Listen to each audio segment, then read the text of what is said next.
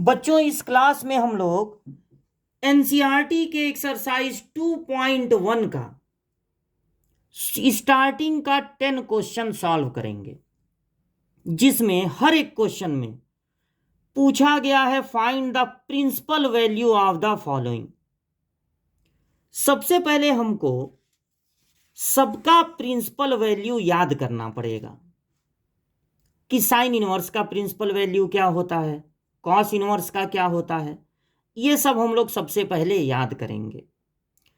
देखिए, जब किसी भी इनवर्स के साथ कोई वैल्यू लिख दी जाती है, वो पूरा का पूरा इनवर्स एक एंगल को रिप्रेजेंट करता है, एक एंगल को रिप्रेजेंट करता है। साइन इनवर्स 1/2 एक एंगल है। जो आपसे ये पूछ रहा है कि बताइए साइन कितने की वैल्यू 1/2 होती है, तो आपका जवाब होगा 30 डिग्री, जिसको आप रेडियन में लिख सकते हैं π/6 रेडियन। साइन 30 की वैल्यू होती है 1/2। लेकिन एक बात यह भी है कि साइन 150 डिग्री की वैल्यू भी होती है 1/2। साइन 390 की वैल्यू भी होती है 1/2। सिर्फ साइन 30 की वैल्यू 1/2 नहीं होती। जब हम लोग इनवर्स पढ़ते हैं, इनवर्स पढ़ते समय साइन इनवर्स 1/2 की केवल एक स्पेसिफिक वैल्यू हम लोग लेकर चलते हैं। यह नहीं कि साइन इनवर्स 1/2 देकर आपसे इसका जनरल सॉल्यूशन पूछा जाए कि सारी वो वैल्यू बताओ, 30 भी बताओ, 150 भी बताओ, 390 भी बताओ, जो साइन इनवर्स 1/2 की हो सकती है। बल्कि इनवर्स को पढ़ते समय हमें इस फंक्शन को 1/1 बना के पढ़ना पड़ता है। इसलिए मैनी 1 लेकर नहीं, बल्कि 1/1 लेकर चला जाता है। अब सबके लिए एक प्रिंसिपल ब्रांच तैयार किया गया है। अगर साइन इनवर्स 1/2 पूछा जाए तो उस ब्रांच के अंदर ही रह के बताना है, जिससे कुछ बच्चे 30 डिग्री, कुछ 150 डिग्री, कुछ 390 न बोलें। सबको एक ही वैल्यू बोलनी पड़ेगी। अब वो प्रिंसिपल ब्रांच वैल्यू क्या है, सारी ट्रिग्नोमेट्रिक इनवर्स के लिए वो अलग अलग है। तो ग्रुप वन इसमें आप पढ़िए साइन इनवर्स, उसका उल्टा कोसेक इनवर्स, और फिर टैन इनवर्स। इनका प्रिंसिपल ब्रांच वैल्यू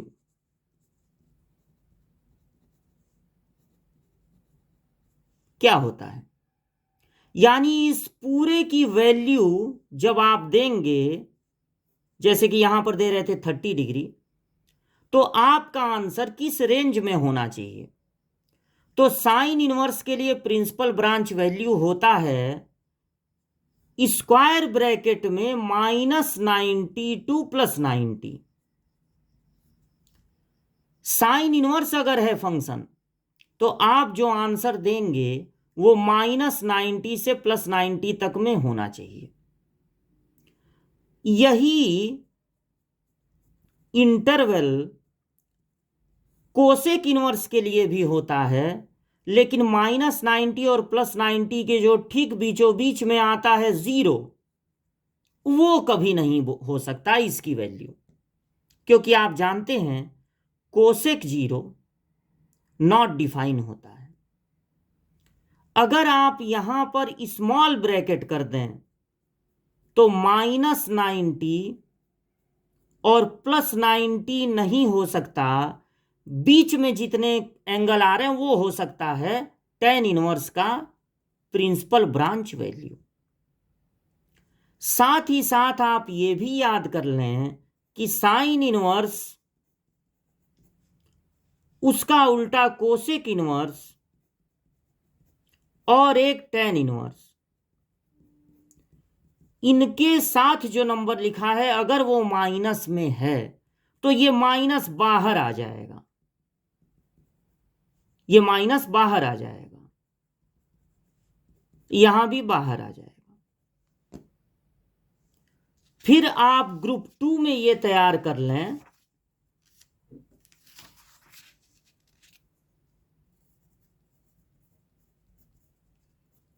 ग्रुप 2 में कि अगर आपका फंक्शन है कॉस इनवर्स, उसका उल्टा सेक इनवर्स और फिर कॉट इनवर्स, इनका प्रिंसिपल ब्रांच वैल्यू क्या क्या होगा।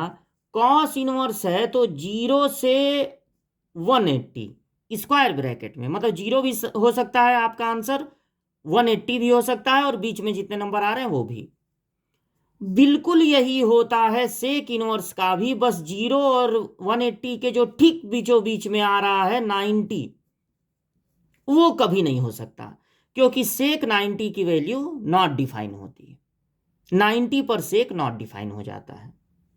और अगर आप यहां स्मॉल ब्रैकेट कर दें, यानी 0 नहीं हो सकता, 180 नहीं हो सकता, 0 और 180 के बीच में जितने आ रहे हैं वो नंबर हो सकते हैं, तो वो आपका जवाब होना चाहिए जब कॉट इनवर्स के साथ कुछ लिखा जाए।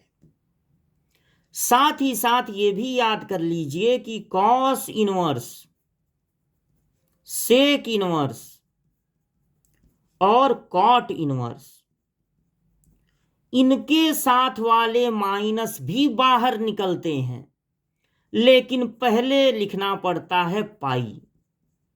पाई माइनस ये हो जाएगा कॉस इनवर्स एक्स, ये हो जाएगा सेक इनवर्स एक्स, ये हो जाएगा कॉट इनवर्स एक्स। तो ग्रुप 1 में एक तरह के हैं -90 +90, तो इसको एक साथ तैयार कर लीजिए, इनके साथ वाले माइनस बाहर निकल जाते हैं। ग्रुप 2 में सब 0 180 वाले हैं, इनको एक साथ याद कर लीजिए और इनके साथ वाला माइनस बाहर निकल जाता है। जब आपसे पूछा जाएगा कि find the principal branch value of the following और आपके क्वेश्चन में रहेगा साइन इनवर्स, तो आपको सबसे पहले साइन इनवर्स का प्रिंसिपल ब्रांच वैल्यू लिखना होगा स्क्वायर ब्रैकेट में -90 से +90। ये आपको पहले एग्जाम में बताना पड़ेगा कि भाई साइन इनवर्स का प्रिंसिपल ब्रांच वैल्यू यही होता है। आपका जो भी जवाब होना चाहिए, जो भी इसकी वैल्यू आनी चाहिए, वो -90 से +90 के बीच में होनी चाहिए। तरीका इसका यह है कि अगर आपको यहां माइनस दिख रहा है तो सबसे पहले आप उस माइनस को हटाइए, माइनस को हटाइए। अब हर इनवर्स के साथ वाला माइनस बाहर आता है, लेकिन दो बातें हो सकती हैं, या तो पाई लिख के वो बाहर आएगा या बिना लिखे। तो साइन इनवर्स होता है पहले ग्रुप का। साइन इनवर्स किस ग्रुप का होता है? पहले ग्रुप का, पहले ग्रुप का, जिसमें कि माइनस बाहर आ जाता है, पाई नहीं लगाना पड़ता है। तो आप यहां पर माइनस को बाहर कर देंगे, माइनस साइन इनवर्स 1/2। अब आपको यह सोचना है, माइनस लगा दीजिए, साइन कितने की वैल्यू 1/2 होती है? तो 30 डिग्री, यानी π/6। 30 डिग्री, डिग्री को रेडियन में बदलना है तो π/180 से मल्टीप्लाई कर देते हैं, तो 30 से कैंसिल हो जाएगा 6 टाइम्स में। ये जो आपका आंसर आएगा उसको आपको ज्यादा टेंशन लेने की जरूरत नहीं है। अगर आप माइनस को बाहर निकाल दिए हैं तो आपका जो भी आंसर आएगा वो जरूर इसी रेंज में होगा। अब देखिए कॉस इनवर्स √3/2, तो सबसे पहले आपको इसका लिखना पड़ेगा प्रिंसिपल ब्रांच वैल्यू। तो कॉस इनवर्स दूसरे ग्रुप का है, जो हमने आपको बताया है उसमें दूसरे ग्रुप का है, उसका प्रिंसिपल ब्रांच वैल्यू होता है 0 180 स्क्वायर ब्रैकेट में। अब कॉस इनवर्स √3/2 का मतलब ये होगा, यहां तो माइनस है नहीं कि बाहर निकालना है, कॉस कितने की वैल्यू √3/2 होती है, तो जवाब होगा 30 डिग्री। ये सब तो आप हाई स्कूल में याद किए होंगे। 30 डिग्री को आप लिख सकते हैं π/6 रेडियन, यहां -π/6 और ये हो गया π/6। इसके बाद क्वेश्चन नंबर 3 है कोसेक इनवर्स। तो इसका प्रिंसिपल ब्रांच वैल्यू, ये फर्स्ट ग्रुप का होता है, इसका प्रिंसिपल ब्रांच वैल्यू होता है स्क्वायर ब्रैकेट में -90 से +90, लेकिन नहीं हो सकता 0, cos 0 की वैल्यू होती है नॉट डिफाइंड, इसलिए कोसेक इनवर्स, अरे कोसेक 0 की value not defined, cosec inverse का आंसर जो है कभी 0 नहीं होना चाहिए। यहां पर भी माइनस नहीं है, यहां पर भी माइनस नहीं है, तो उसको बाहर भी तब नहीं निकालना है। कोसेक इनवर्स की वैल्यू अगर आप नहीं याद रखते हैं ज़्यादा, तो आप इसको बदल सकते हैं कोसेक का उल्टा साइन इनवर्स में। तो ये चीज, जब कोसेक इनवर्स का उल्टा साइन इनवर्स, तो 2 का रेसिप्रोकल हो जाएगा 1/2, यानी ये हो जाएगा 30 डिग्री, यानी π/6। ये जरूर इसी इंटरवल में होगा, आपको उसके बाद डबल चेक करने की इसको जरूरत नहीं है। टेन इनवर्स ये पहले ग्रुप का होता है और इसका प्रिंसिपल ब्रांच वैल्यू होता है स्मॉल ब्रैकेट में -90, 90।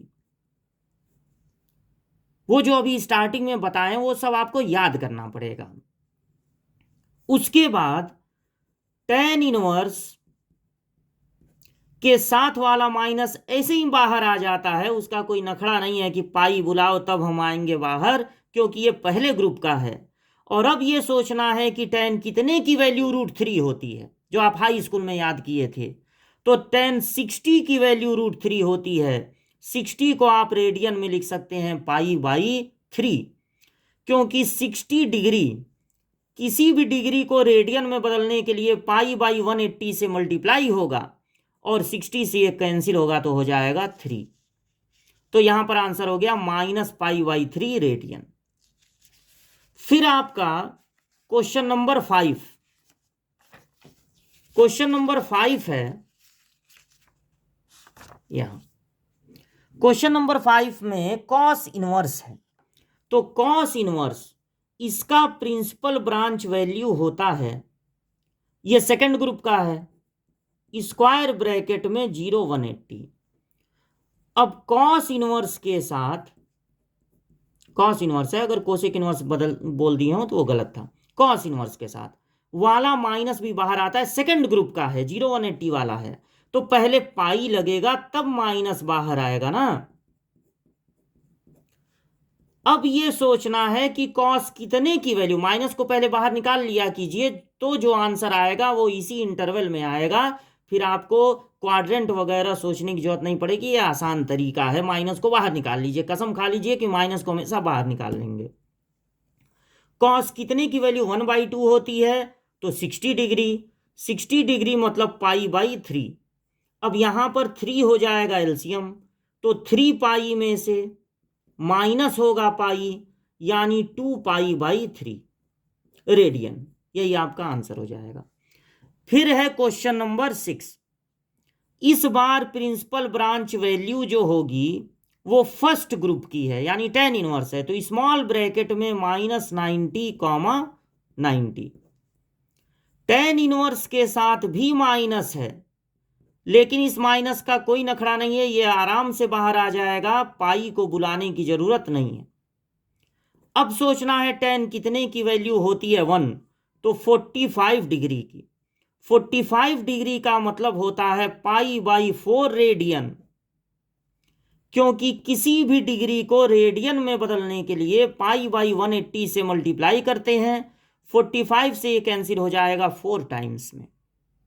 तो ये था क्वेश्चन नंबर 6। अब है क्वेश्चन नंबर 7। क्वेश्चन नंबर 7 में है सेक इनवर्स, जिसका प्रिंसिपल ब्रांच वैल्यू होगा, चूंकि ये सेकंड ग्रुप का है तो 0 और 180 वाला होगा। सेक इनवर्स के लिए यहां पर होता है स्क्वायर ब्रैकेट और इसमें से निकाल देते हैं जो 0 180 के ठीक बीचों बीच में आता है π/2, क्योंकि सेक 90 की वैल्यू हो जाती है नॉट डिफाइन। सेक के साथ माइनस नहीं है। अगर आपको हाई स्कूल में सेक की वैल्यू याद करने में दिक्कत होती है, साइन कॉस टैन ही जनरली लोग याद करते हैं, तो सेक इनवर्स का उल्टा होता है कॉस इनवर्स, तो ये भी रेसिप्रोकल हो जाएगा। अब कॉस कितने की वैल्यू होती है? √3/2 30 डिग्री की, यानी π/6 रेडियन आपका हो जाएगा आंसर। कॉट इनवर्स ये होता है सेकंड ग्रुप का, इसका प्रिंसिपल ब्रांच वैल्यू होता है, सेकंड ग्रुप का है तो 0 होगा और 180 होगा। कॉट इनवर्स के लिए यहां पर होता है स्मॉल ब्रैकेट। कॉट इनवर्स के साथ वाला नंबर निगेटिव नहीं है, नहीं तो पहले माइनस को ही बाहर निकालते। इसको आप टेन इनवर्स लिख सकते हैं अगर कॉट वाले आपको याद हैं कि कॉट 30 की वैल्यू होती है √3, तो अच्छी बात है, वरना आप इसको टेन इनवर्स लिखेंगे तो ये रेसिप्रोकल हो जाएगा। अब सोचना है कि टेन कितने की वैल्यू 1/√3 होती है, तो आपको 30 डिग्री याद होगा, π/6 रेडियन। ये हो गया क्वेश्चन नंबर 8। अब क्वेश्चन नंबर 9 और क्वेश्चन नंबर 10, ये दो क्वेश्चन लगाने हैं। तो क्वेश्चन नंबर 9 में कॉस इनवर्स है, जो सेकंड ग्रुप का होता है, इसका प्रिंसिपल ब्रांच वैल्यू होता है स्क्वायर ब्रैकेट में 0 180। कॉस इनवर्स के साथ वाला नंबर माइनस में है और हम लोग कसम खाए हैं कि सबसे पहले माइनस को बाहर निकालेंगे, ये सेकंड ग्रुप का है, इसलिए पहले लगाना पड़ेगा पाई। अब सोचना पड़ेगा कि कॉस कितने की वैल्यू 1/√2 होती है, तो 45 डिग्री की, 45 डिग्री को लिखते हैं π/4। यहां पर 4 हो जाएगा एलसीएम, तो 4 में पाई माइनस होगा, यानी 3π/4 radian. Last question, cosec inverse -√2।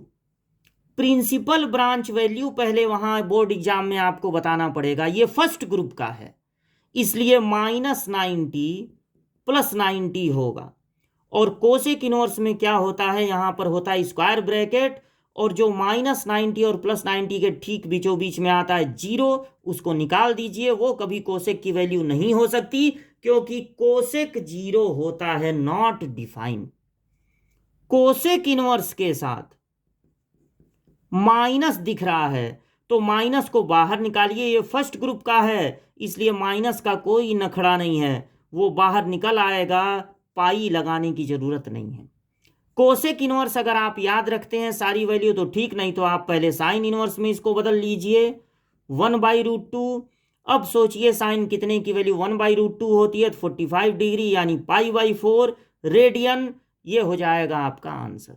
इस माइनस को बाहर रख के भी रेडियन लगा सकते हैं, माइनस के साथ भी लगा लिए तो कोई दिक्कत नहीं है। ये कोई इशू नहीं है कि आप अगर 2-4 जगह देखें कि माइनस तो बाहर रख के लगाए, तो ऐसे भी कर सकते हैं, ऐसे भी कर सकते हैं। रेडियन का माइनस क्या लेना देना है, माइनस का किसी यूनिट से लेना देना नहीं होता है कि डिग्री है कि रेडियन है। उसको आप बाहर भी रख सकते हैं, अंदर भी रख सकते हैं। तो ये था 2.1 का स्टार्टिंग का 10 क्वेश्चन।